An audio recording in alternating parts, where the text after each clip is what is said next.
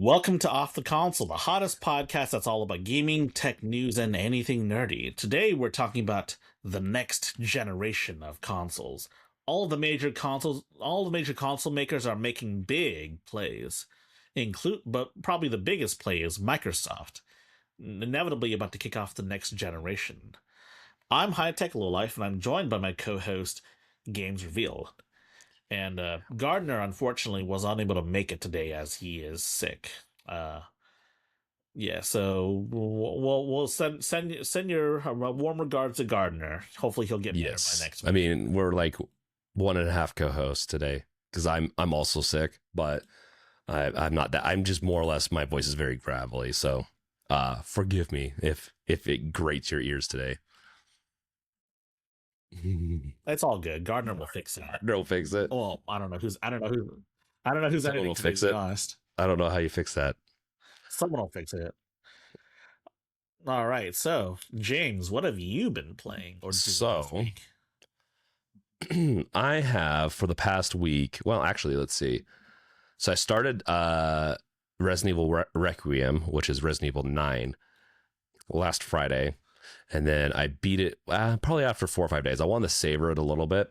It ended up taking me about 12 hours, but honestly, it's more like a 10-hour game. And I did everything, I think, on it. I'm on my second playthrough, and I will have to say Resident Evil does a really good job of doing like second playthroughs plus, like making it much easier because you get items and you can get access to a lot of things earlier on. And they have a lot of unlockables. So as you do achievements through the game, you get money to spend on unlockables, like different types of guns, skins. Like you get like pretty weird skins, but I love it. So like Capcom has got it down on making games replayable and fun and not feeling like it's just everything's locked away. But I will have to say Resident Evil 9 is a good solid like 9.5 out of 10. Like there's a couple of critiques, like it's a little short for a $70 game. It's very replayable once again, but it's pretty short. Loved it though. Loved it. We're back to Leon. We have a new protagonist along the way. It is a fun ride. I love it so much.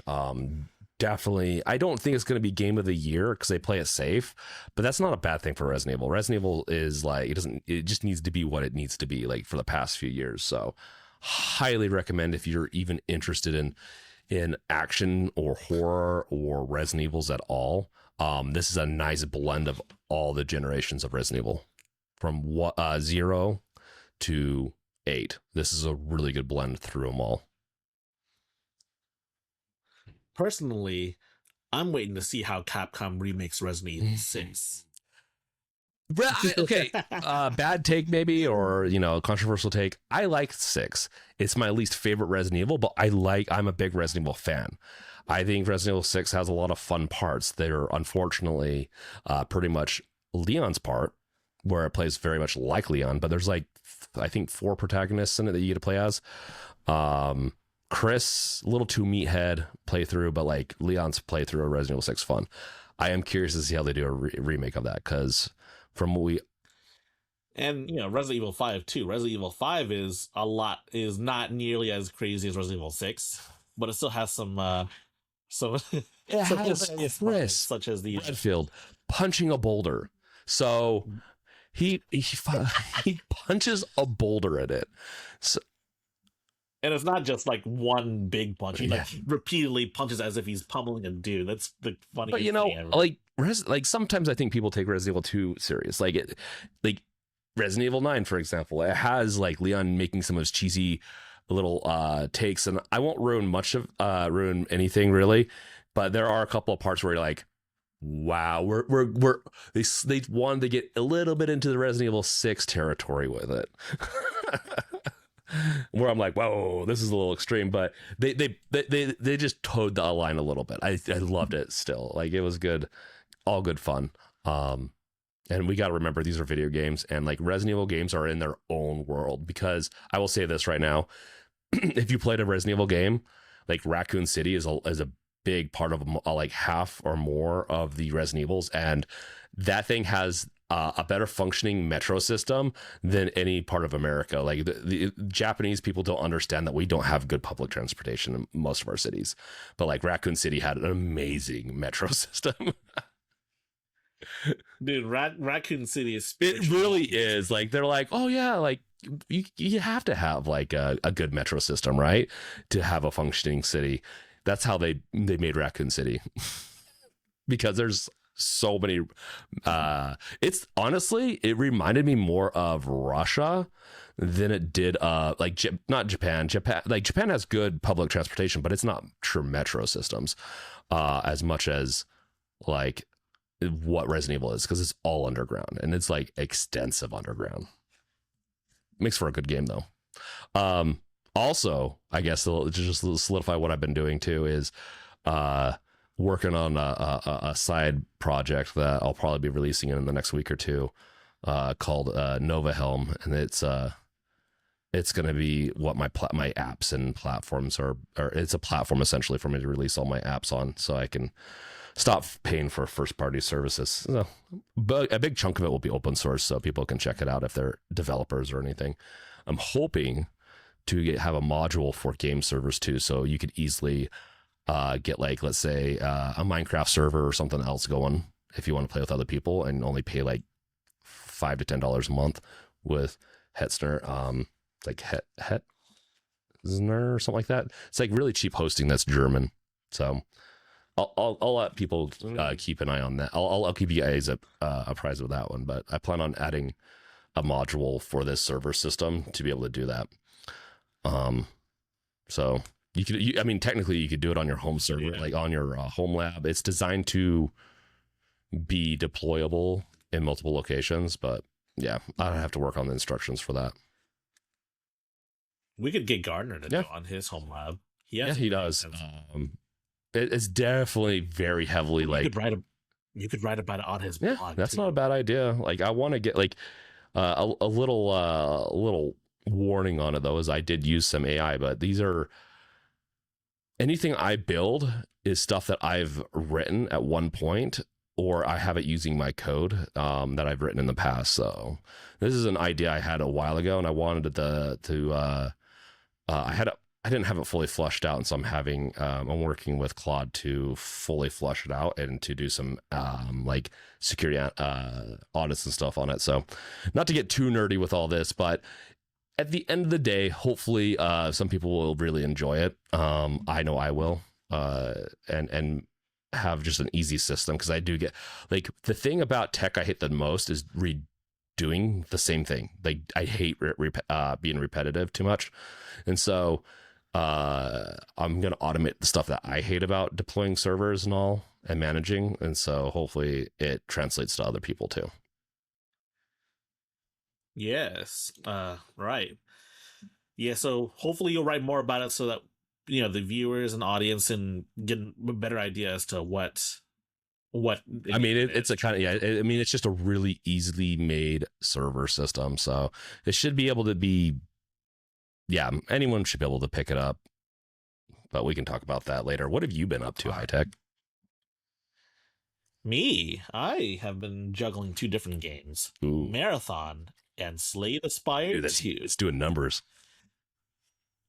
Oh shit, it is doing numbers. It's doing more than fucking Marathon and Resident Evil 9 at the same time together. It's crazy. Speaking of craziness though, you know that I'm Thor that I'm fucking around with?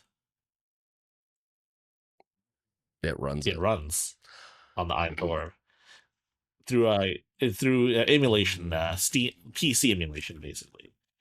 Top screen can be the game. It has controller support, by the way, or you can use the touchscreen. Isn't the Einthor is it? What are you running on Einthor?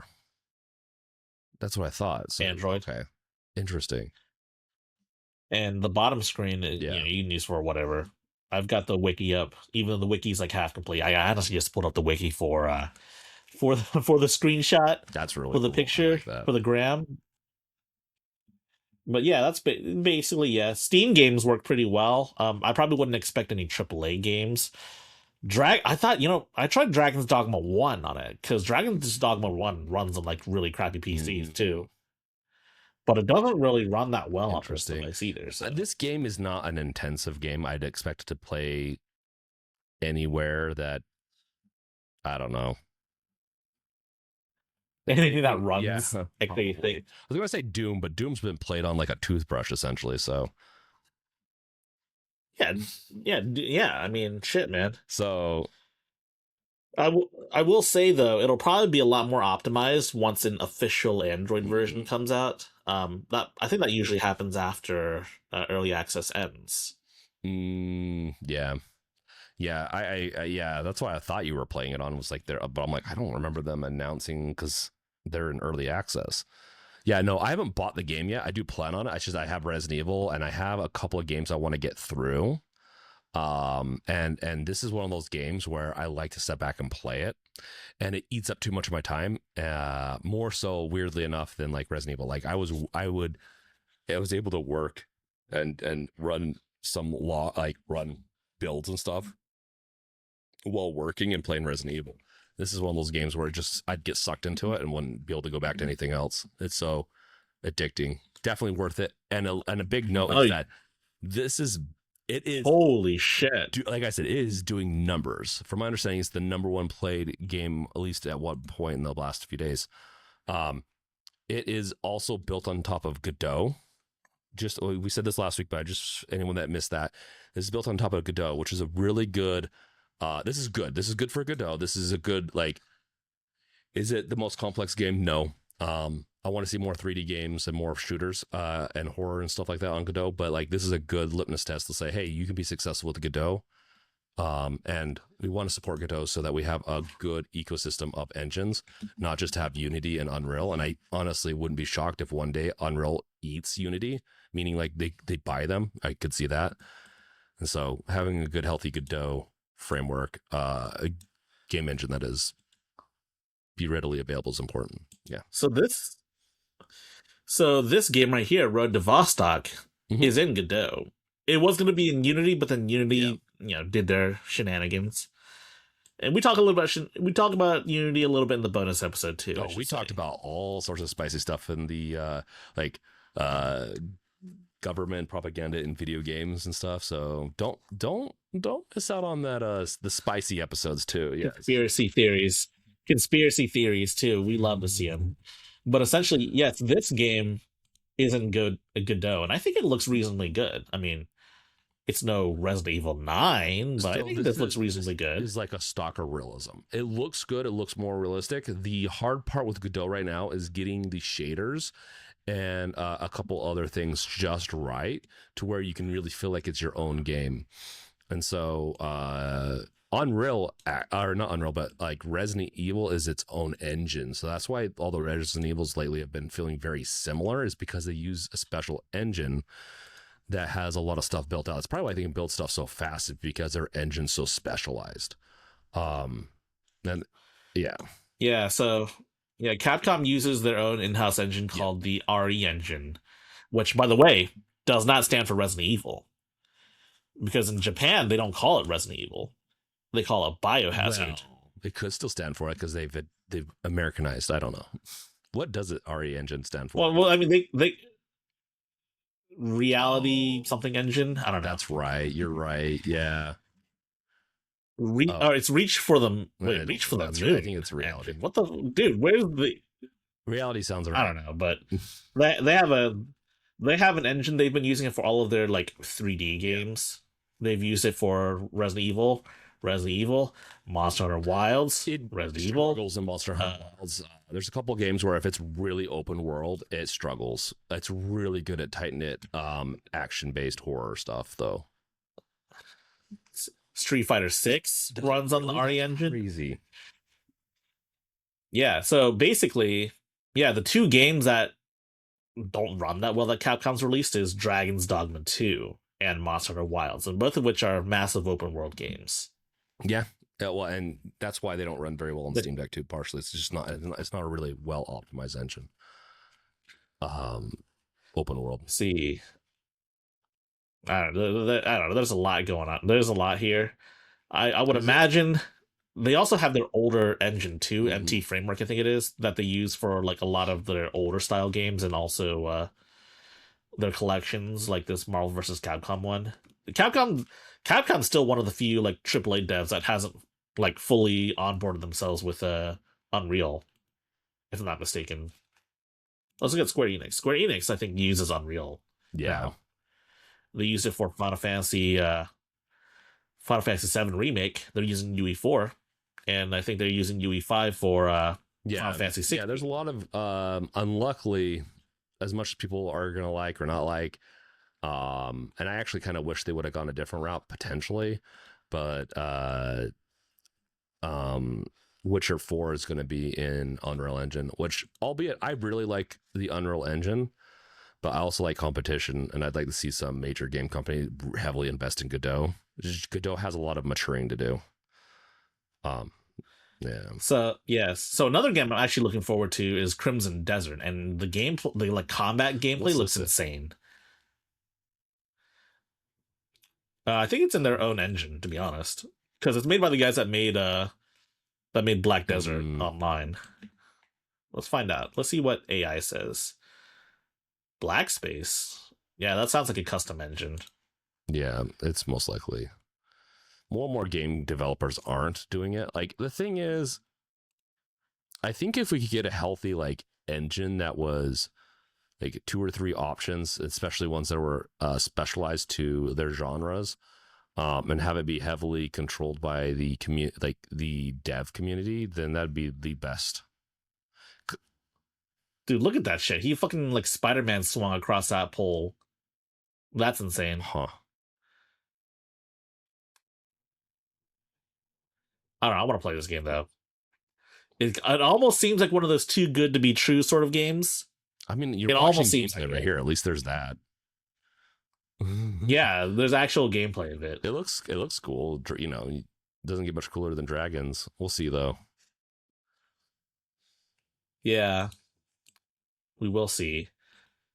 March 19th. March is a lot stack more games coming Holy out. shit! Realized. Yeah. Let's see what Steam DB's calendar has to say about March. That's a lot of games. Ah, here it is. Look, Slay the Spire, Marathon, Poker Night. When did Resident come? It came out. Came out like it came out February. like the very end of February. Let's see if there's any other major game releases. Let's see, Mama's Sleeping Angels. Oh, a lot of weird games. I mean, they're indies. Like, we can't complain too much, I guess. We have a healthy indie. We have Tox Commando, Fatal Frame 2. I've never played a Fatal Frame. Frames are pretty interesting, but yeah, I've never fully played one. They're on my list. Let's see, WWE, 1348. I think I'm gonna play Crimson Desert instead. 7 Deadly Sins fell off. Oh man. Let's see. All right. That's it. All right. That's enough. That's enough of this. Instead, let's get into the story of the day. But before that, though, if you like our content, be sure to like and subscribe and share this with all your friends, and join us on Discord and join us on Patreon, where we have more spicy bonus episodes and sometimes uncensored episodes. Yes, it's the good stuff. You got to follow us there. Yeah. Yes. And send Gardner our regards. Send him his wishes, because he needs to feel better, hopefully, by next week. Yeah, so let's talk about the next generation of Xbox, Project Helix. It plays Xbox games, but it also plays PC games too, according to Asha what's her face from Microsoft AI. You know, the new Microsoft gaming CEO. Yeah. I mean, at this point, PlayStation might not want to hear this, but pretty much everything that's being built besides Nintendo are PC games. So like a PlayStation is just a PC. There's nothing fancy about it. The thing is, the games are made for a very specific operating system, but the hardware doesn't really require emulation. So if you can get it to run on a PlayStation 5, you can get it to run on a PC. Well, what they're evidently what they're indicating though is that it can play games presumably natively, meaning you don't they didn't include any go through any hoops or anything, right? Yeah. So here's my thing though. People are saying it's just a PC or that it's going to be as open as a PC, but personally, I don't really see it that way. I don't think Microsoft's going to be so open as to make it open much like a PC, because that would open up things like, piracy or cheating. I think if I had to guess, here's my personal guess. I could be wrong, but if I had to guess, it's going to be kind of like what we have now with Xbox, but with specific authorized third-party stores like Steam and Epic.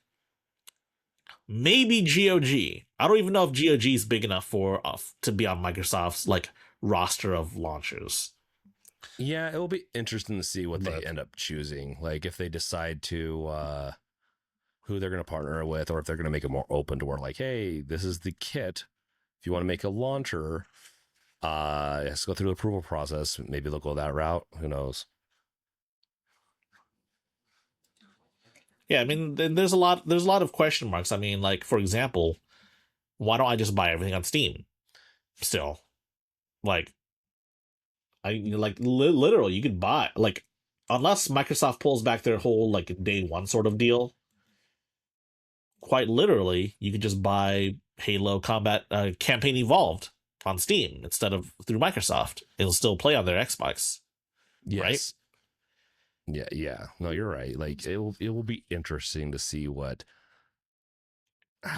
I'm really curious about the cost here and the hidden, because if they're going to allow PC games to be played on this and be bought even through like a Steam store, what is they're going to lose some, like, don't get me wrong, because they're more of a publisher and they own a ton of PC publishers, or PC devs.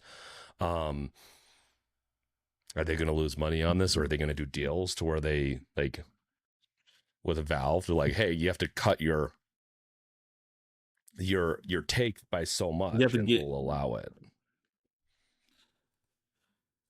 Yeah, I mean, I could see that happening, or I could see it being restricted, like, oh, you can access your Steam library, but you can't buy games on Steam. I think that's what Steam had to do one time to get their Steam remote play app on the Apple the Apple App Store. I don't know. It's a crazy situation to think about. And honestly, we don't even know if Steam's going to be on there. I mean, we've seen a couple of teases of Steam being on like an Xbox interface of sorts, but we don't know of any actual deals. We do know of Epic trying to get deals with Microsoft, trying to talk with them about getting the Epic Game Store on their next Xbox. I could see Epic doing whatever Microsoft wants to get their thing on there to compete with Steam. Like they have a really big competitive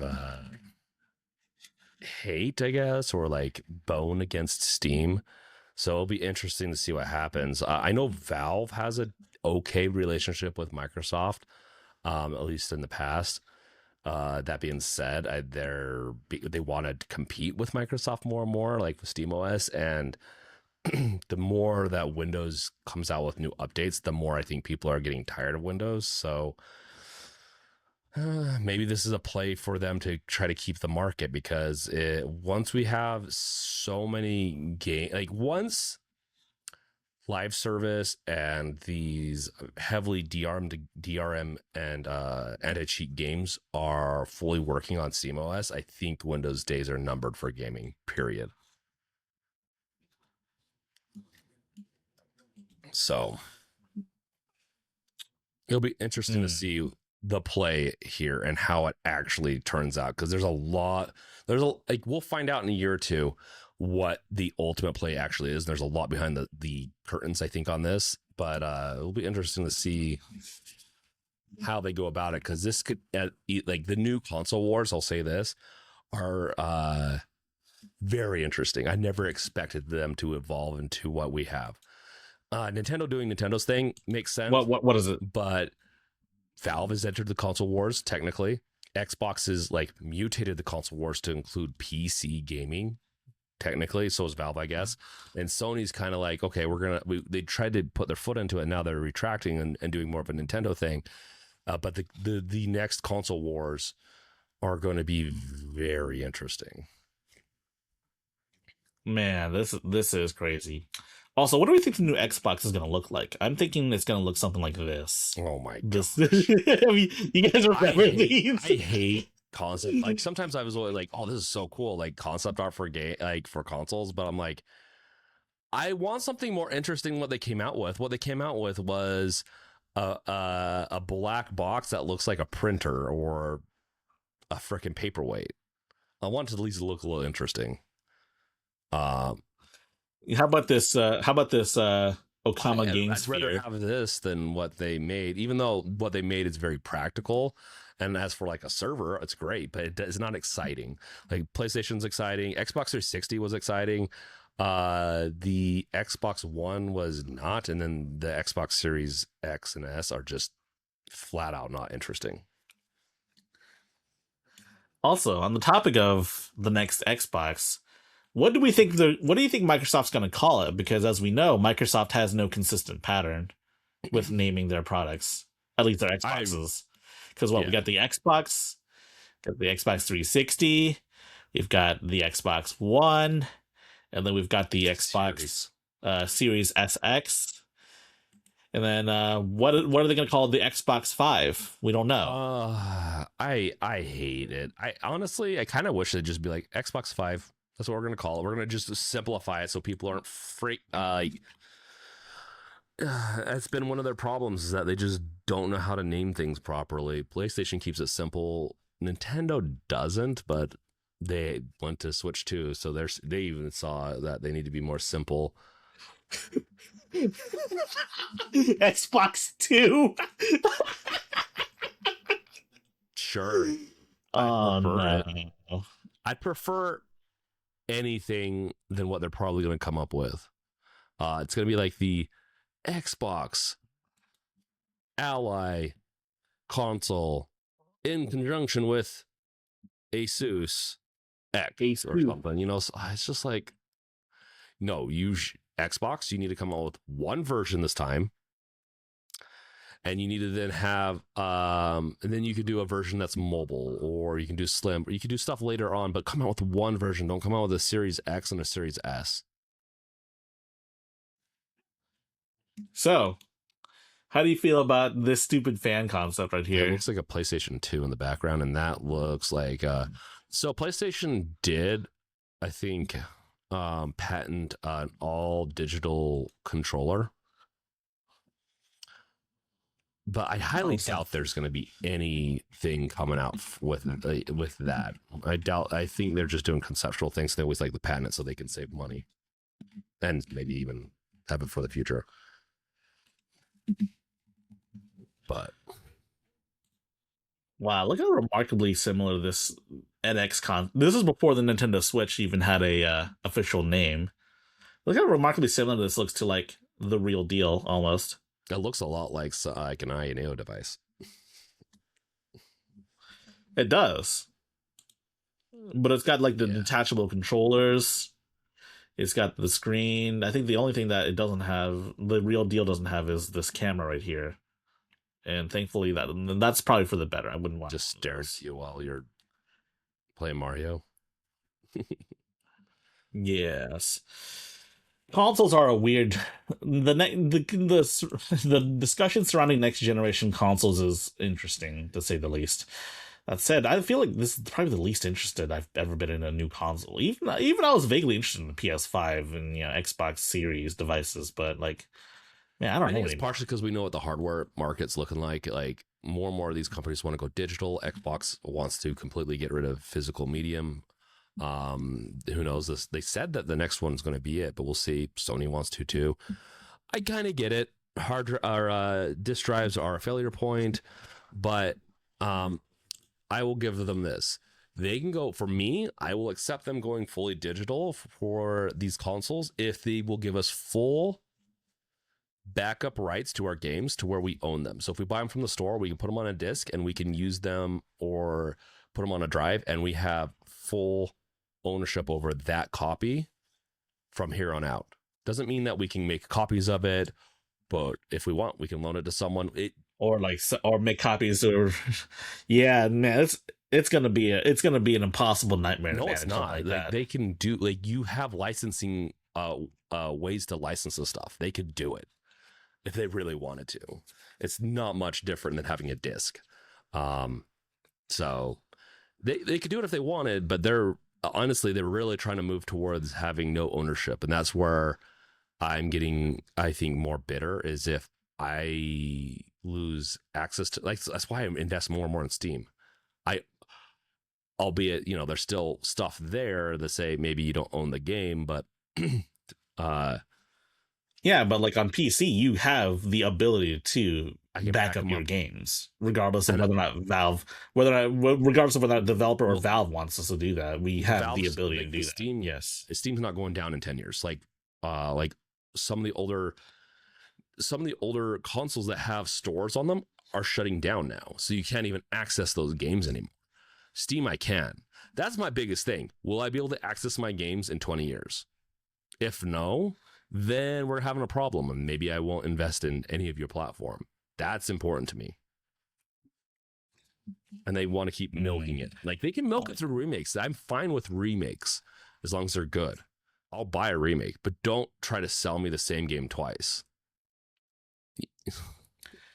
Well, speaking of remakes and Steam, Sony seems to be wanting to pull back from PlayStation.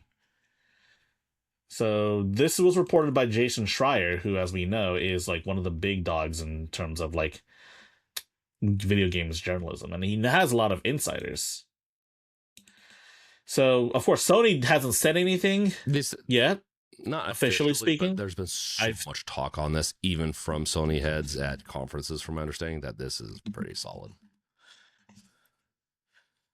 But also, very recently, what happened was that PlayStation Asia very recently was advertising a PC-ready DualSense box. Here, let me pull it up real quick. And this came out after Jason Schreier's article, which I find super weird that they would advertise these PC-ready DualSense boxes when they don't want to put their games on PC. Just because they don't want to put their games on PC does not mean that the controller doesn't work great on PC. That's like, I have this right here. Right. This is my controller for PC right now. I really like it. Right, and I'm not saying that they can't do this, but I am saying it is a bit of an unusual strategy when they try to both appeal to the PC gamer by making these like PC ready boxes that come with a cable, but then also not release any of their major releases like Ghost of Yotei, which is not out on PC. Probably the last single player Sony game that's going to come out on PC, if this is to be believed, is Death Stranding 2. And that's mostly because Kojima and that Kenna game, whatever it's called, that's on PC. But Jason Schreier also said to not expect Wolverine to come to PC. That's crazy. It may never come to PC. There's a couple of IPs where I'm like, Wolverine's one of them, where I'm like, okay, you can put that on PC. Come on. Like, this is an IP that stretches beyond PlayStation. I get Ghost of Yotei. I get Death Stranding. I don't get, actually. That one seems like a very PC oriented game, but yeah, I don't know. I think this is a bad take. Who knows? Sony might do this for a few years and be like, you know what? Screw it. We're going to go back to PC. Hopefully this doesn't also hurt their support for PC for the games that have already come out. We'll see, because Sony's making a lot of good money. I know it's hurting PlayStation sales, but they don't make a lot of money off of PlayStation itself. And they make it off of, I guess, accessories, but like I said, these work for the PC. So I'm still buying their stuff.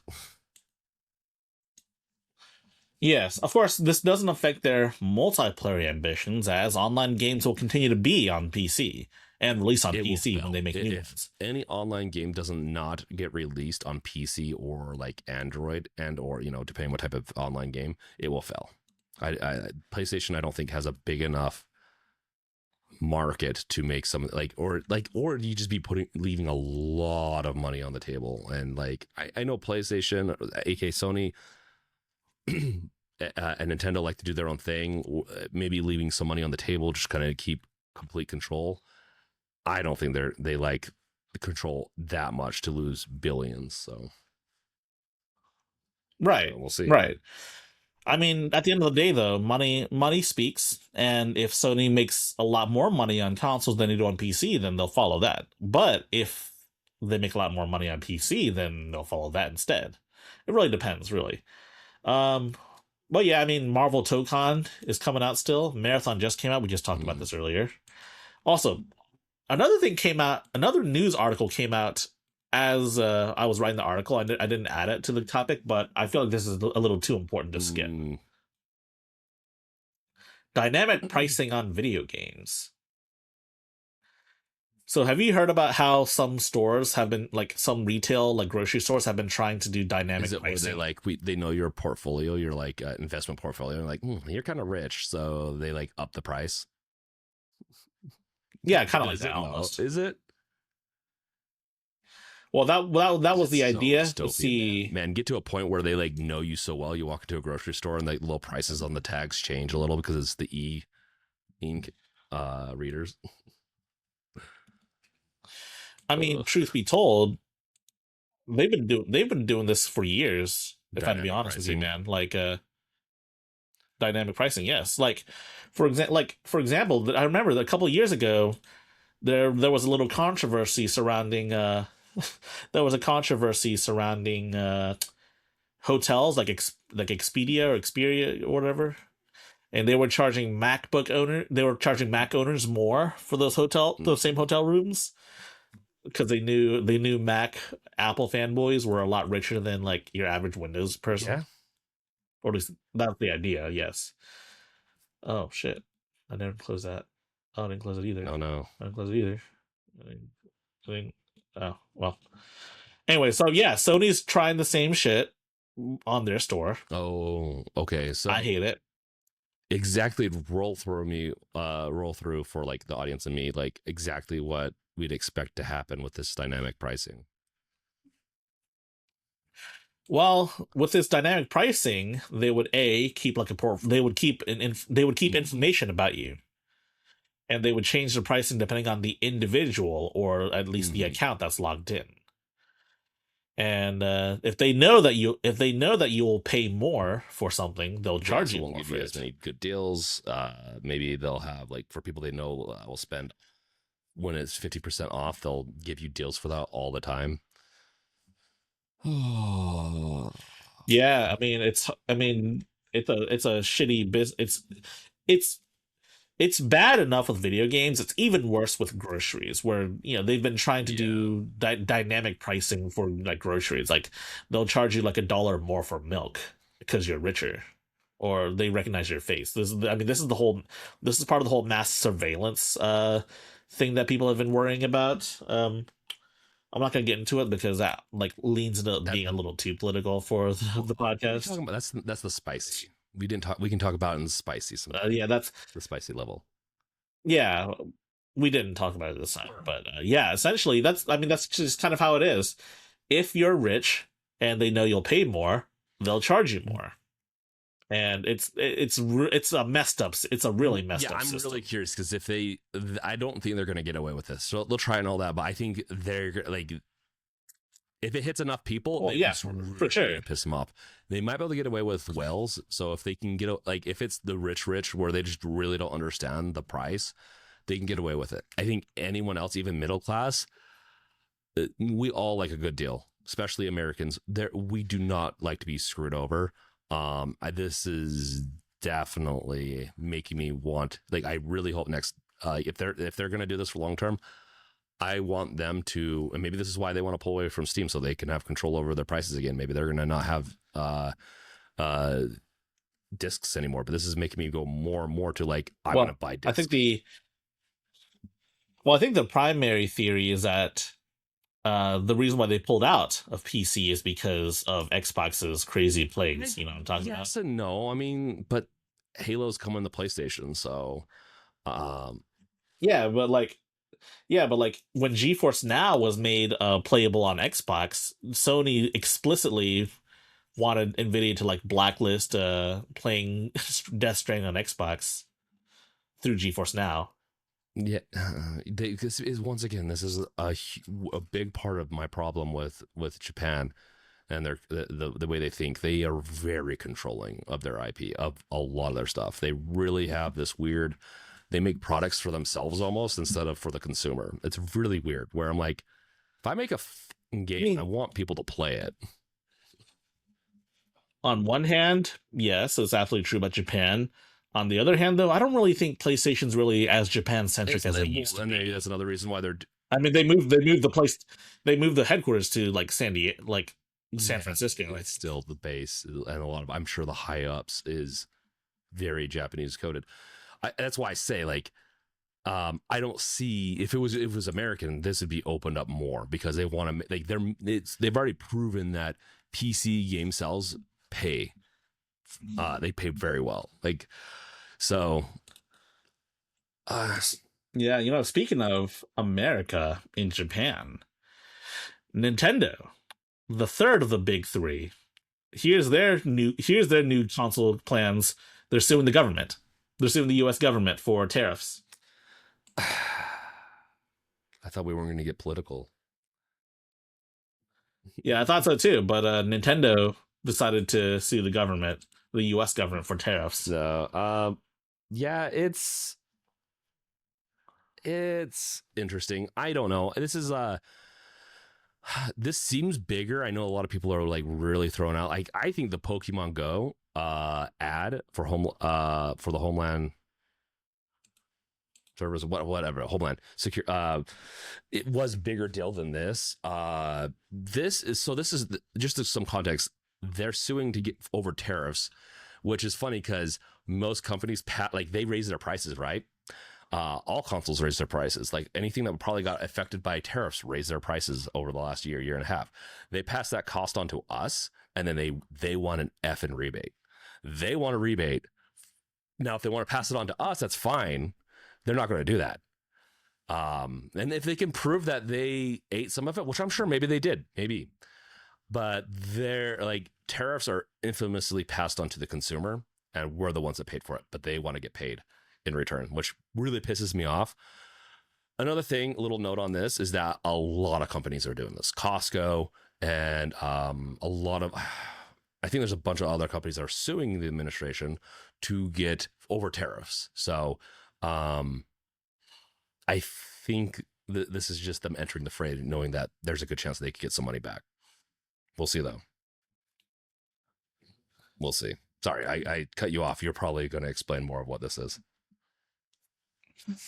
Right. So I'm reading more into this lawsuit because it's kind of insane. Because let's see. I mean, they only just started. We don't really know much more about this. But I mean, we can imagine Nintendo had to make major changes to their production pipeline to try to skirt around the insane 100% tariff issued to China. Then move some of that to Vietnam. For this too. I don't know. It's crazy. It's a crazy situation. It's an evolving situation. I just added it because I thought it was really funny to see how powerful Nintendo's lawyers really are. It's the final level. This is the boss battle for Nintendo. They're usually. Oh yeah. Boss. I'm bringing popcorn to the courtroom. Honestly, you should too, James. It'd probably be boring still, but I think I'd be down to bring popcorn and actually watch them go to court over this. I think it's. I want to see more pushback against like tariffs because no matter what you think politically, like tariffs are just there are tax on the consumer on us like that. I don't like that.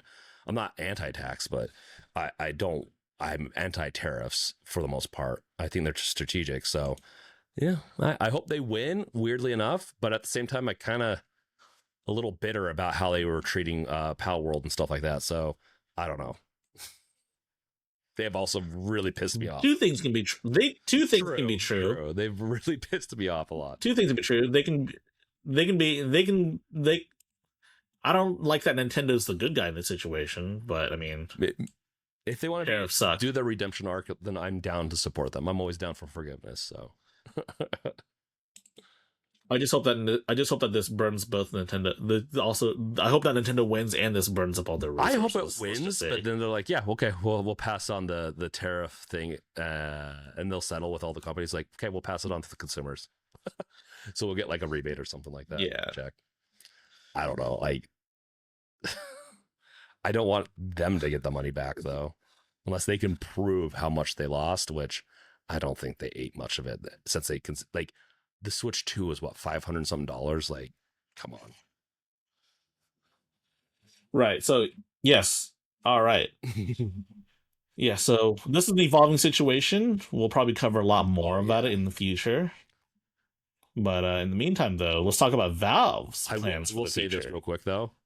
With that last topic, we'll probably end up covering it more in the bonus level. So make sure that you subscribe there. You can even become a free member, and maybe we'll try to leak some stuff there to you more for free members. But like, if you like the spicier stuff, like, don't tell Garden to cover it over there to just make this a little bit more neutral. Sorry, continue. Yes. So here's one thing. Earlier it said we hope to ship in this year. Now it says we will be shipping all 3 this year. Yeah. I think a lot of Steam fans and Steam machine people that are wanting this right away had a mini heart attack when they saw that. Yeah, now Valve fixed it. Damn, man. Still not convinced on this. Man. I mean, we'll see. We'll see. I'm just a little concerned as to what's going to happen when the Steam machine comes out and then the next generation comes out, because it seems like the Xbox is more of a Steam machine competitor than like a PlayStation 6 competitor. You know what I'm saying? Yeah. And the funny thing is if I mean, Valve is playing a very dangerous game right now. They need to have this thing come out at $500, especially if it comes out in a year from now, or else they're going to be releasing during a period that Xbox is going to be releasing, and I can guarantee the Xbox device is going to be twice as powerful as this, and probably not that much more expensive. So I am all for Valve. I'm all for Steam Machine and all that, but like, if I can play my games on either one, but the one's going to be double the performance, it's a hard sell. I don't know what's going to happen at this point, man. But let's see what else Valve has talked about here, though. Anything of interest? Oh yeah, a lot of the new Steam features came out this year too. See update news pop up. All right. Monthly new releases. All right. Let's see what. Highguard was the top new release of January. Shame that game's gonna die. We'll talk more about that later. Oh yeah. Let's see, themed sales. Sports Fest. Have you guys remember the Steam Capitalism Fest? It was a real fest, by the way. Steam Capitalism Fest? Yeah, Steam Capitalism Fest. I don't remember. Was it called that? That's hilarious. It's called the it was called the Steam Capitalism and Economy Fest. It was for games that promoted like capitalism or economist style of gaming, right? Yeah. Yeah, this is actually what it's called. Cool. It was really funny. I like stuff on that. I like playing those types of games too, oftentimes, but that's still funny. Let's see, organic recommendations. I don't know how organic this is, but whatever, I guess. Discovery queue overhaul. All right. Personal calendar. All right. The community recommends. Is this really that useful though? I don't know. The search and layout. Learning more about games, accessibility features. This is an underrated change, because Steam used to not use your widescreen aspect ratio properly, and now it does. Yeah, that's actually a huge win for I wouldn't say accessibility per se, but maybe is like, I'd like more and more websites to be able to fill up more of the screen, especially if there's a lot of information. So, See the trailer player, user reviews by language, bundle landing pages. Oh, look, this is actually a super useful this is actually a super useful guide right here. The available at a lower price message. Like when you try to add a game, it'll tell you if it's at a lower price as part of a bundle. And lo and behold, like Slay the Spire 2. If you own Slay the Spire 1, you could get okay, so Slay the Spire 2 is normally $25. But you could get Slay the Spire 1 and 2 as part of a bundle. But if you already own Slay the Spire 1, you can just get that bundle and you just get Slay the Spire 2 for cheaper. Yeah, it saved me money earlier today. It saved me money earlier too. See what else we got here. Our asset templates, yada yada yada, a bunch of stuff for developers, Steam playtest improvements. Shit, I don't know.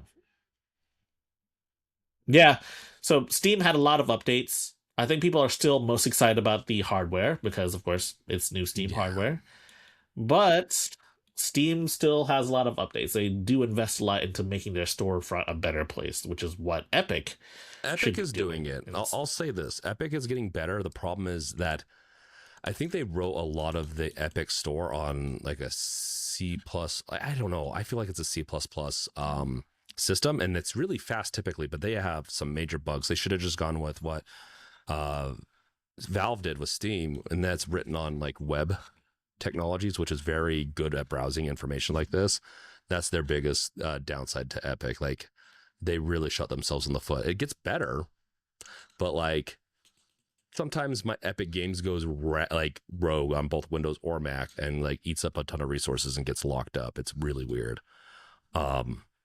Where Steam is very like, it used to do that a little bit a decade ago, but it is very solid. It's very like incremental. They come out with new features all the time that are very like, I think very user researched, meaning they actually know how to do research into what users want. Sometimes people complain, and gamers are probably some of the worst users to. Gamers are really bad about giving feedback about anything. It's not constructive typically, and it's usually just whining about something. So yeah. And they also give like bad like waste, like let's say, oh, just lower the damage on this weapon, and not considering, the entire sandbox of a game, so to speak. You know what I'm saying? Like they get very, let's just say, not very constructive criticism. They're very bad at it, and they'll oftentimes insult you. Has this developer ever played? Have they ever played their own darn game? Like shit like that. Of course they do. They're probably sick of it. No, I mean, I want to filter out more of those types of people. People wouldn't like this, but I wouldn't mind more user filtering out of Steam. They'd be required to track you more, but I kind of want to be able to filter out the noise of like, does this person are they just negative on every game they play? Like, I don't want them to be a part of the user review. I want a user review that's based on my persona. I think you should be able to block. I mean, you can block people on Steam. I wonder if you should be able to do that. I don't think review like that'd be a complex system. I've actually written a system on this. I probably should go back. I've wrote a persona review system where and with gamesreveal.com, because the platform I'm building is going to help build gamesreveal.com again. I'll probably implement it. So like a review system like this, or a persona based one, where you just answer like if as long as you have like 10 games that you like, you put them in there, and then kind of like what your temperament is, and then it will kind of learn about you as it goes on, and then it will recommend and give you like reviews of games that are actually based on who you are more than an arbitrary thing. Because like even me, you, and Gardner, we all play very different games at times. I'd like to see stuff like that in Steam. Sorry, I went really off on that one. We can. That's all good. Speaking of Steam, guess what's not going to be on Steam for very long? Highguard. So here's the interesting thing about Highguard. Highguard actually pushed out an update at the same time they pushed out this letter, and they added some stuff that actually sounds pretty interesting. Or it could be interesting. You see, new warden, new weapon, account level progression, and skill trees. They put Why on earth would they release that so late? And like right as the game is about to die. I think these companies need to start doing, like, if they want to be smart about this, they should come in. They either bring in new developers or bring in developers back and figure out a way to make this an offline experience. And make it like, and see if they can just, I know this is saying a lot because sometimes the games are built from the ground up to be a very specific experience. But I think Highguard could be an interesting play with, put a little bit more money into it and see if you can get more of your money back. If they could, like, it looks like they already have skill trees and stuff, like, figure out a way where people could self-host it. They could do a lot of different things to give more power to the players, blah, blah, blah, blah, blah. And I'd like to see that. I don't know what, maybe they're making a play on like trying to resurrect Highguard. I mean, it sounds like they're shutting it down, but if they're adding more features to it before shutting it down, there's obviously something going on. Yeah, but here's the thing though, like here's the thing though, like they also laid off all of the guys that worked on the game too. That's how they released these features then. I don't know. I know a lot of them built before, but there still needs developers to wrap them up, finish them, merge them in, and stuff like that. Man, I don't know. So, Highguard is a really weird game with the way that they're handling and how they bring stuff out. I am curious if they're going to be sorry, dropped something on my keyboard. If they are making a play for like resurrecting it or morphing this into something else. I think that's a good play. I think they should do this more often with a lot of games, but we'll see. We shall see. If I had to be completely honest with you, I mean, what the hell? What the hell? They may as well have just not updated the game. I mean, seriously, it just gives you hope. Like that's the thing. It gives it like, and it makes me become a conspiracy theorist to saying, oh well, they're going to do something with this game at one point. They should turn it into a first-person single-player shooter where it's just a dungeon crawler. I'd do that, like a rogue first-person shooter, a rogue like. So here's my question though: Do we really think Concord? Do we really think this is Concord 2? No, I think I really think it's weird that people call this Concord 2. I think it's a live service game. I think that's the biggest problem. It's live service. Right. Remember this tweet from Geoff Keighley? I'll be accepting your apologies.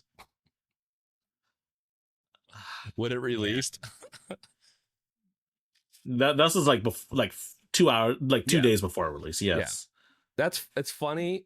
I don't think Geoff Keighley or the Game Awards did. I think it just expedited the death of Highguard. I don't think it was like, honestly, it probably saved the developers or the publishers more money than it cost them. Because I don't think this was going to be successful. Man, whatever, man. I'm over Highguard, and it seems like the world is going to be over it too. No, actually no. The guys that always mention Concord are going to use this as more ammo for Marathon. Yeah, I mean Marathon. I do want to try it out. Like Marathon looks really good. Yeah, it is pretty cool. You know what platform Marathon's not on though? It needs to be, everything needs to be more on Mac through Steam. That is, sorry. Yes. So this is the new MacBook Neo, $599. A $599 decent laptop in this economy. Yeah, there's a lot to be skeptical about, but I think all the tech reviewers like Linus Tech Tips and there's a couple of more that I've watched. They have really good takes on this. That this is actually like an amazingly good deal, and it's also very disruptive. Linus talks about how it sounded like PC makers are very worried about, like, because it sounded like Apple was going to be coming out with a budget MacBook. They were very worried, and they should have been, because this thing almost ticks all the boxes for a casual laptop user. Right. I mean, truth be told, I'm not in the market for a 599 MacBook. Honestly, if I wanted to get a Mac, I would probably get one with an M chip. But this is good for like more casual users. Because let's be honest, I think most casual users don't really do much more than just write emails, go on Facebook, type up some essays. This would be good for college. Like Yeah. if you had to go to like okay, like if all you really needed to do with your computer was do your schoolwork, then this is a good choice. This okay, so a little bit of like context for this. I'm going to give a couple numbers. First off, it has 8 gigs of RAM, which sounds disgustingly low, but the A18 Pro processor that's in last year's iPhones, iPhone 16, I believe, only The 16 Pros. the RAM is soldered onto the die chip, I think, or something. It's something a part of the chip itself. So, and it only supports 8 gigs. That's one part of the reason. The other one is Mac is pretty optimized on RAM. It kind of goes optimization goes Linux, Mac, then Windows. Mac is really good at the RAM. And they're really good at caching it and compressing. Like, I have a 24 gigabyte MacBook Air that works pretty good as long as I'm not getting too crazy with AI. 8 gigs is plenty for Chrome and one other. Like, if you're listening to music and going onto Chrome, I think it's totally fine. You probably won't notice any differences because it will compress, and even if you go past the 8 gigs, it will then cache it.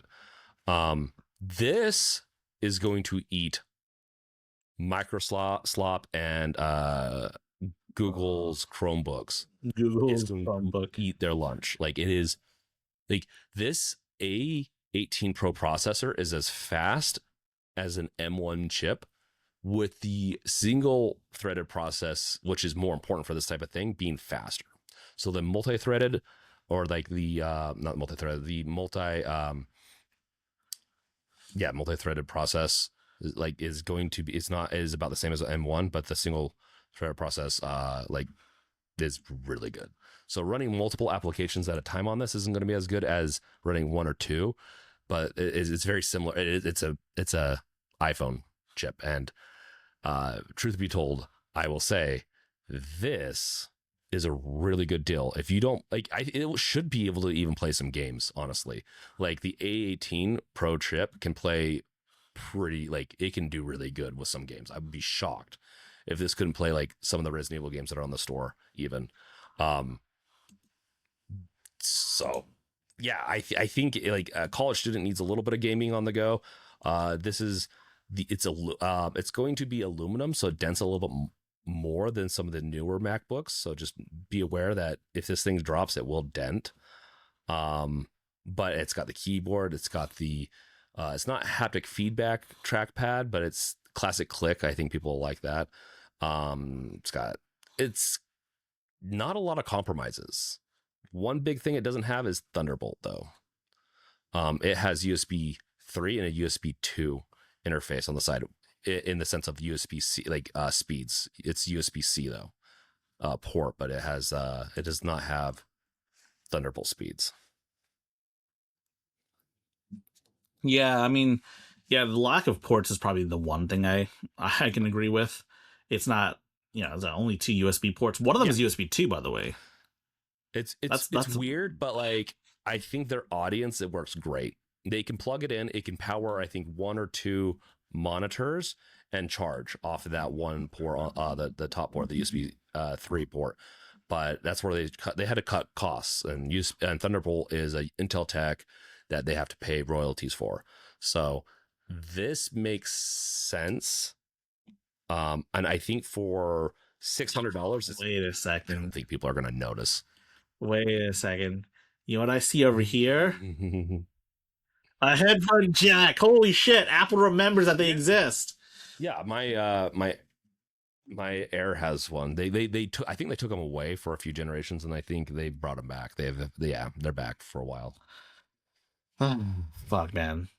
If Apple brings back the headphone, all right. If Google goes and tries to kill like sideloading, and then Apple brings back the headphone jack, man, that's really tempting to switch to Imagine go if to Apple Apple. brought It's side loading. Yeah, to America, and without any weird like doubt they little would. little But caveats. that being said, them making a budget MacBook was not on my list of, and especially at $599. Meaning, and here's the thing, guys: if you're a student, or I don't know if you're a student at all, or maybe if you have a student, you can get a discount of $100 off. So this is a $499 device, and technically this is geared towards students, I would say, more than anything. So make sure you get that $499 dollar price on this. They might even have other deals where they include other stuff. It also comes with the charger too.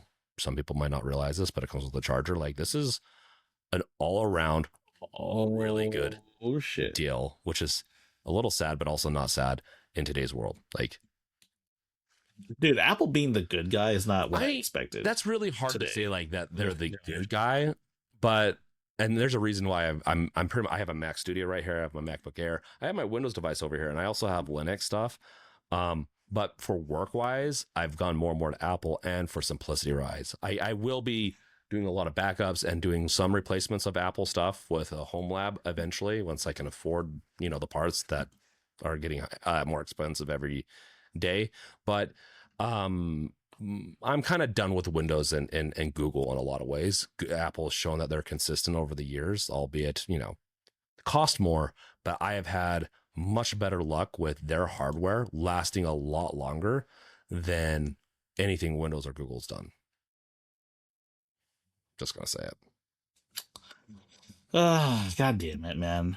What does the world come to where Apple's making a budget computer at this point in time? They're the ones that are going to be like, this is going to potentially further hurt a lot of the PC market that's already struggling to get RAM, because that 8 gigs of RAM was going to function really well on that MacBook, as opposed to you can't do 8 gigs on Windows nowadays. Yeah, like 16 gigs, and that's going to cost a lot in today's world. So, like, them having to optimize, like, this is weird. Like, maybe Windows is going to have to be forced to be optimized, because Mac being more optimized is winning the battle on price now. That, or the entire entry-level PC segment can just disappear. I would not be shocked if that happens. So Mac has entered a budget space, and Windows exit, and like all the other manufacturers exits the budget space. What kind of world are we living in now? Where Mac is a budget brand? Where Apple's a budget brand? They're definitely really? They're gonna have price ranges. They're trying to get more and more market share. There's a strategic reason for this. They're not being, ultralistic. They're going after a market segment that they just haven't been able to get. They can probably also move into India more with this pricing range. You can see they've done it more and more. I go for their premium stuff. I always like their premium stuff because they last I usually do it for a few years. I trade it in because it has higher trade-in value, and I can get the next thing. Now this is there's another, like, Chromebooks. Google pushed Chromebooks into schools, not to be the kind guys. It's a playbook that Microsoft, Apple, and Google has. They'll push free licenses. They'll push a lot of stuff for discounts, because if you can train the kids early on to use their product, they will use it later on in their lives because they're used to it. That's why Microsoft is such a big deal.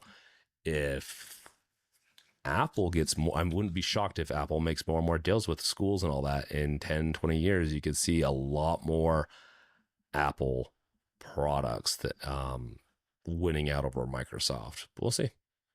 This is definitely interesting, especially if the market just pretty much I don't know. It would be so weird to go to a Best Buy and not having cheap laptops and desktops just sitting there, like really cheap ones, right? Just have it be Apple stuff. That'd be weird. Right. I mean, but here's the other thing too. So specifically, when they mean entry-level PC segment, they mean sub $500 PC segment. Which, I mean, truth be told, I don't think a lot of people would recommend buying a sub $500 like PC at this point in time. Are there But there even are some. is that even a thing anymore? Because with tariffs and with RAM costs and all that, I would be shocked if that's even dead now. Well, they expected to fully disappear. And honestly, I am curious as to what would happen if that did happen, because AMD and Intel still make all these really low end CPUs and whatnot. They still make all these really low end CPUs that most people honestly probably They're shouldn't really buy. garbage. Like the A18 Pro processor in this MacBook is actually really good in the MacBook Neo. It is not garbage. Is it low powered? Um is it going to do amazing things? No, but it is not garbage like the Intel and AMD's really low level stuff that they shove into these sub 500 PCs. That being said, what can you expect if you're getting something like that?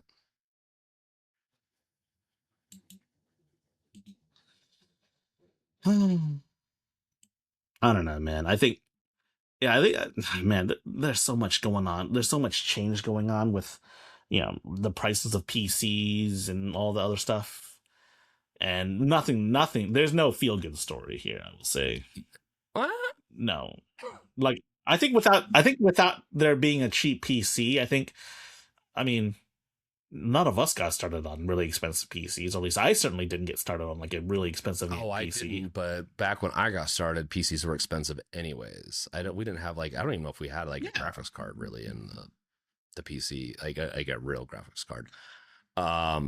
Right, but like PCs were also like the high end PCs were also like far more expensive too. No, Man. actually, I don't think there was there PCs were I'm sure I don't know, probably around 1,000. I don't know. I'd have to look it up what costs were back in the late 90s, but yeah, they costed a lot, but they're not like what it is today, where there's a low end market and a high end market. There was kind of like a mid range market, with some high end upgrades you could get. But nowadays, like I don't know. I definitely think that it's required essentially in today's society to have a computer or have access to a computer, some form of fashion, even if it's a smartphone. I'll put it there. Like making sure there's good subsidized or cheap options for people that are in poverty to not be left behind, because it does having these types of skills are very important at jobs. Well, they'll be important too when you have to tell the AI how to do it, but your job. But this is important. I don't want the entry level PCs to go away, but at the same time, I kind of want them to go away because I think they're just such garbage. Where I'd be like, hey guys, anyone that I know that's thinking about getting an entry level that's like sub 500, even like 10 years ago, I'd be like, save a couple $100 more and you'll thank me. Like your computer will last another year or two. These are really, really garbage PCs in my opinion.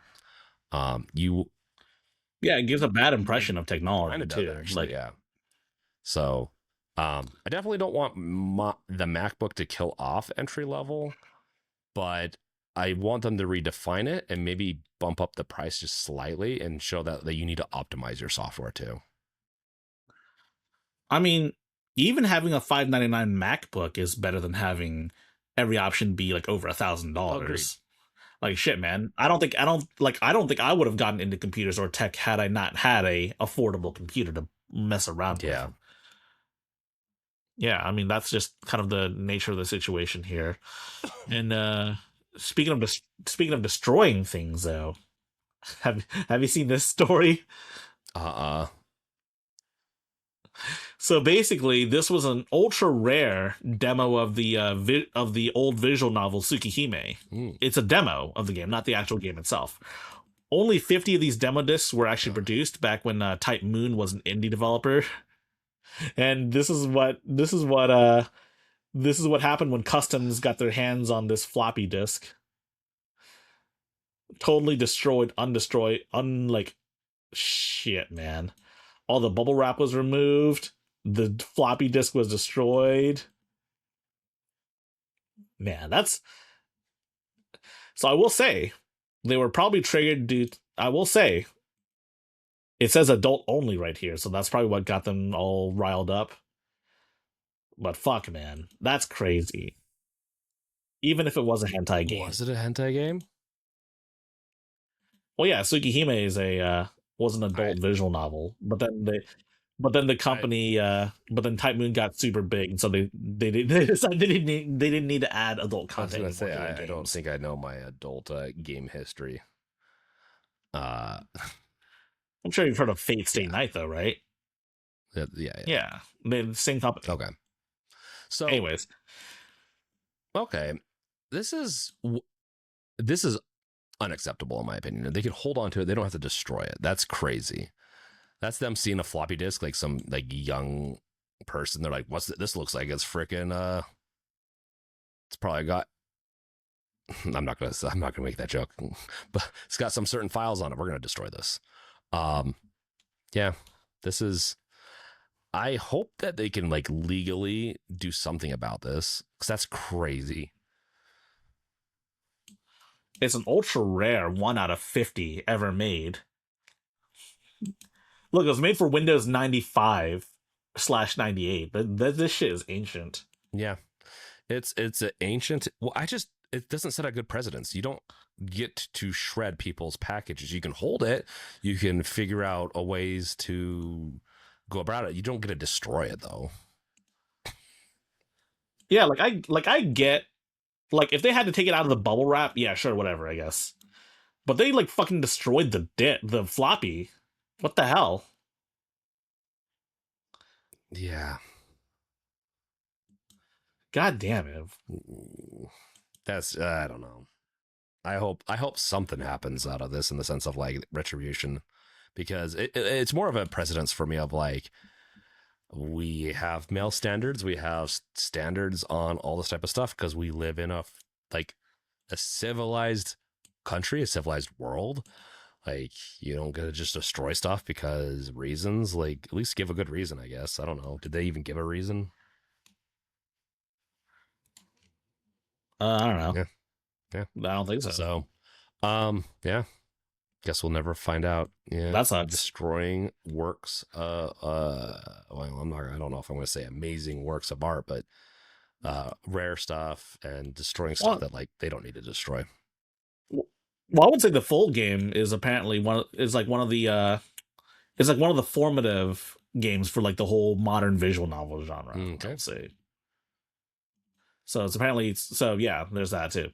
Speaking of adults content, let's talk about the growing interest in age attestation on OS level devices. As you know, California passed that one bill that forces companies to do this already, but it seems like Colorado and New York want to do the same thing. Colorado and New York, interesting. I don't know. I know Gardner's really like upset about this, and I don't. Here's the thing though. They want to go further than what California did, because California currently, it's like, put your birthday in and yeah, that's it, whatever.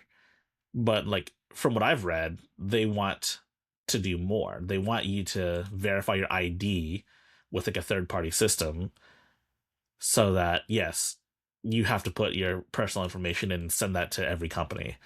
Also, there's the other thing. Well, at the very least, with the California interpretation, there's a system called actual knowledge, which essentially shifts the blame to like other companies.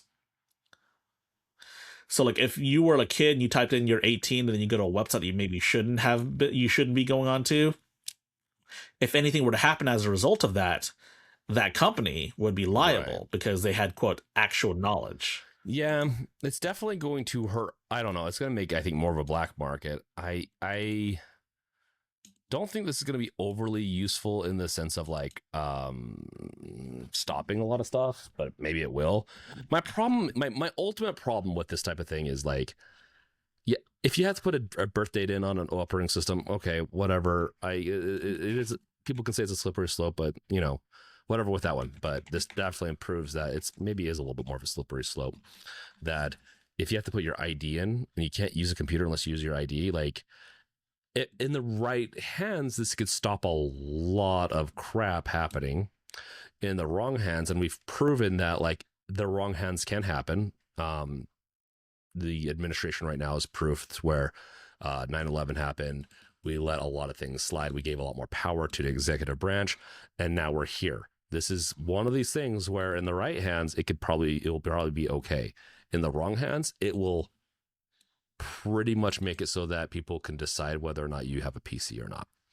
So, and if, like I said, PCs, phones, they are quintessential to life today, and you should not be in any way inhibiting it. Now we can do controls. We can have software level controls to help with like parental and all that, but like parental control, but this is the wrong way to do it.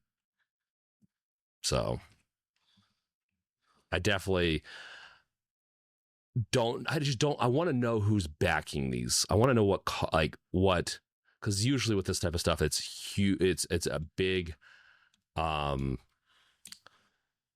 groups that usually fund and also back these types of things to kind of push legislation to like lobbying, essentially, to push this type of stuff. I'm curious what's like who and how this is happening, because yeah, I don't know. I know these are happening in very liberal areas, but liberal brained, left brain, all the stuff, like this seems very much like liberal and old school conservative kind of brained kind of situation where they both might agree on this. I don't know. It's weird.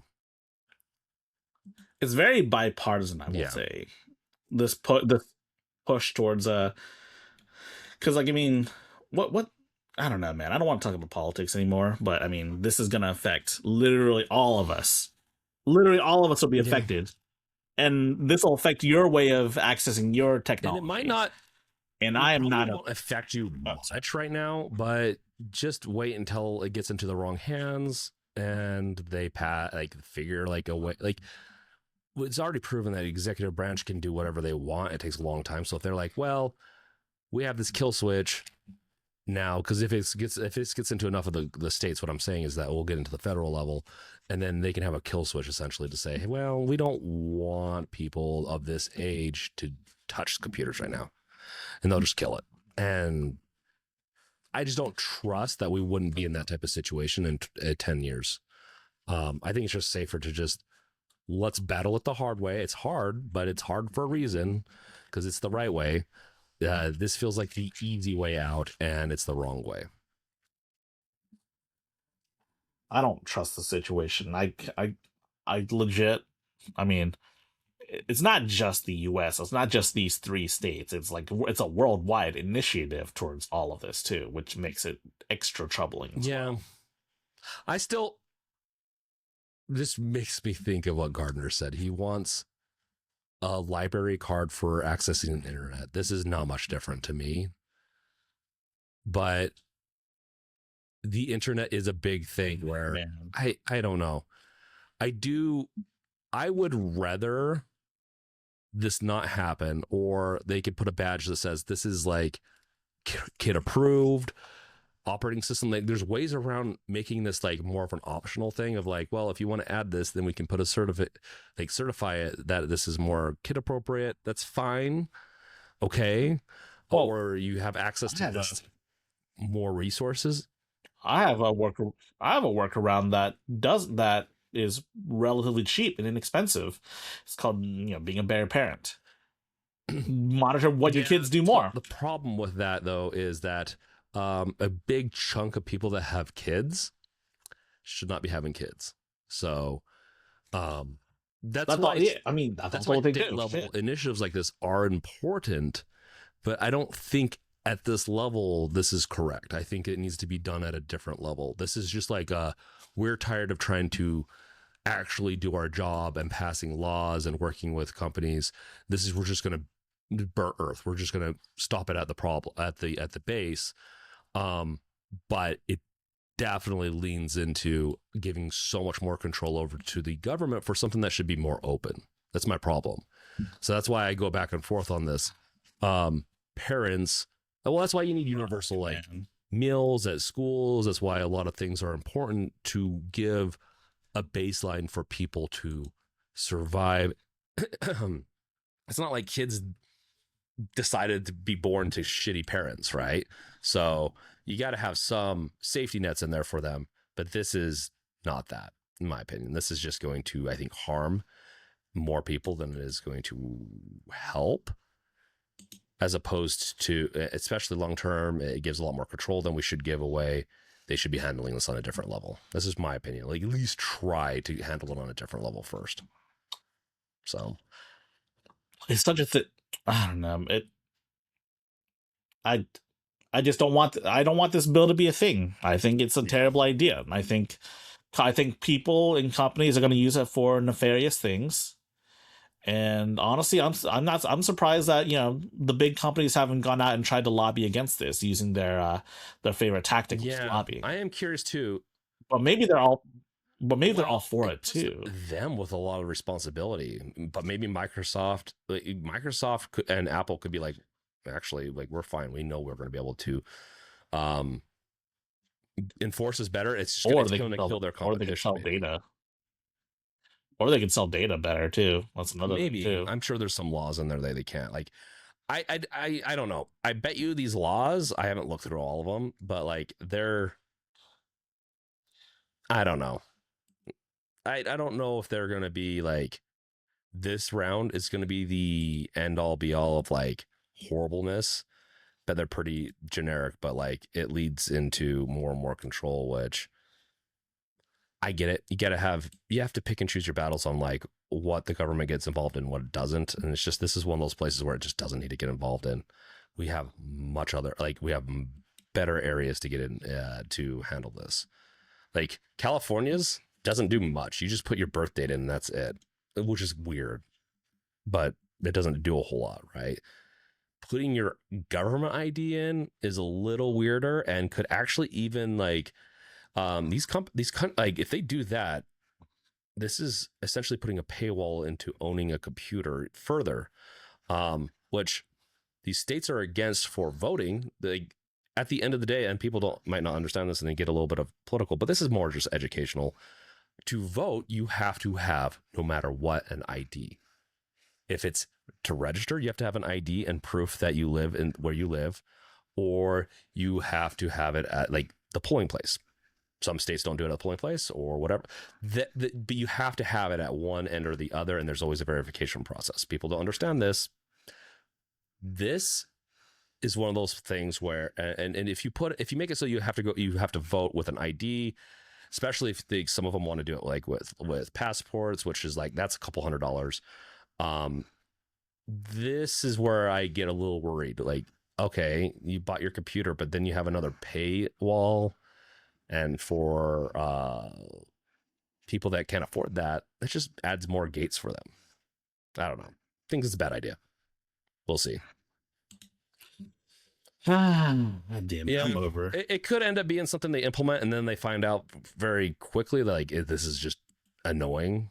Let's get rid of it. I'm hoping that's the case. I'm hoping that there's a lot of rhetoric and a lot of talk, and that this brings out, like, we don't just pass something like this just without a whole lot of debate.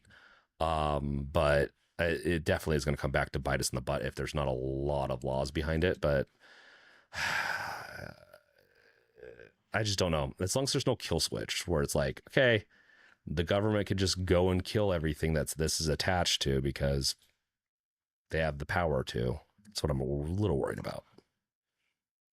A little conspiracy minded. Yeah, I'm over government overreach on our technology. I will say, I feel like a broken record saying I don't want to get too political, but like the more things happen, the more I feel like my hand is forced into it, and I feel like no one should be subject to hearing some random content creator's opinions on political things. I mean, it is interesting because there's definitely like politics where we could get involved much more on talking to individuals and stuff like that. But like, this is stuff that like this is stuff that touches you. This is stuff that's going to affect you, whether it be a gamer or a tech enthusiast. Like, this is why we talk about it. These are big things happening, and this is going to keep on happening for the next few decades. Like, we're in formative times where AI and a lot of stuff's coming out, and we got to decide where we're at in all this. even I'm having a hard time with all this. And that's why we try to throw more of this. Like this is like we throw essentially more of the controversial stuff and spicy stuff into the Patreon. This is one of those things where I don't know if I'd go as far as this is controversial, but this is definitely like in the sense like I think most people are going to agree they don't want like OS level age verification. But what I would like is more education on the topic from the people that are trying to add these in as laws. I want to know more about it and why. I don't know. This is weird. I don't know, man. I'm just tired. I'm just tired of it all. And honestly, I think I'm like tuckered out for the episode. To be honest, shit's been too depressing. I mean, you got to play more good games. Resident Evil 9 came out. That's a fun game. I love it. We got Slay the Spire 2. We have good stuff coming. We have a lot of good, like we have the Steam Machine not coming out now. I mean, that's not good news, but like, okay, it's coming, but like maybe not. But we still have some good stuff coming. It's just, guys, we'll try to find some good topics, but I hate to say it, but for the next year or two, it's probably going to be some negatives, like some pretty big negative stuff, because we're in for a negative storm of news.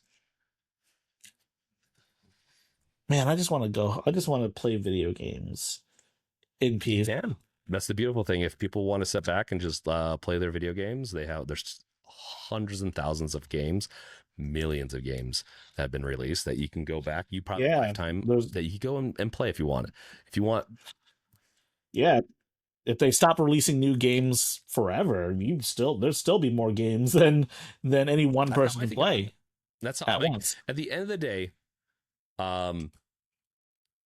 we don't need to, like, for our lifetimes, for what's going on right now. Like if you're an adult, you probably could sit back, hopefully have a job, because that's, we get into political stuff, but like this does affect you. Like, but you could sit back and just play, and not like. So you can have some type of job or whatever. You could just play the rest of your life and just play with tech. But the thing is, like, the tech industry is being ravaged. So if you like doing home lab stuff, if you like doing anything that's tinkering, that's going to be affected greatly. If you want to do anything new in that realm, that's going to be like games are getting regulated differently.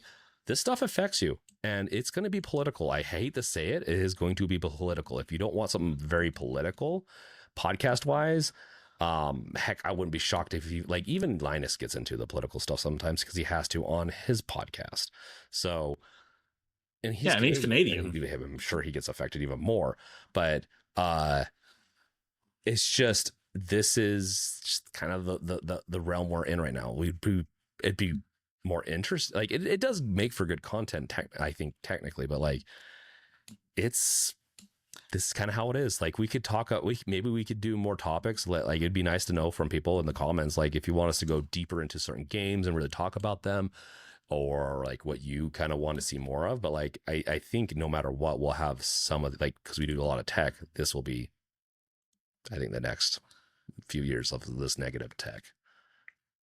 I hope at some point, once the Steam Machine comes out, we'll just have an entire episode dedicated to just the Steam Machine. We've pretty much already had like an episode when it first came out that was heavily addressed to the Steam Machine. But yeah, no, I mean, that's the thing. It ebbs and flows. If you go back, like we have episodes where we talk about like a lot of stuff that's positive. But unfortunately, since we do a lot of news articles, it tends to go more negative. Now, if we did more topical based that wasn't based off of articles, then I think we could make it a little less political and a little less, but unfortunately, we can't control the news, right? It's going to get political at times. Especially if... Yeah. Well, that's said. Yeah. Well, with that said, I think that about covers it for this episode. I don't really think we have much more to talk about. Nothing interesting happened between last night and right now. Of course, we will be talking about interesting stuff next week, hopefully. Once Gardner comes back, it'll be a fun time. Mm-hmm. Fun time for all. Yeah. You'll have a little bit shorter episodes this week, just because we're missing our best co-host, but better than me or me and High Tech, right? I don't know. Better than both of us Maybe. combined. Oh, I'm I don't messing. know, man. I'm I gassing him up. I like yeah. him. So. Uh, Yeah, Gardner's a good guy, man. I know sometimes he can get I know he's a good guy. but sometimes he can get sick. Is that what you're just trying to say? Yeah. Sometimes he can get too sick. Hope he gets better, man. I hope he does, man. I hope he gets better too. With that, should we wrap this up and you guys can see us next week? And I just do want to iterate on the comments. Like constructive criticism, I think is warranted, but yeah, like we'll try to improve our content over time. We've been doing this for a while now, but like yeah, we can keep on improving. All right. Join us next time. Same same time, same day next week. Peace out. Have a Later, good day. guys. Later.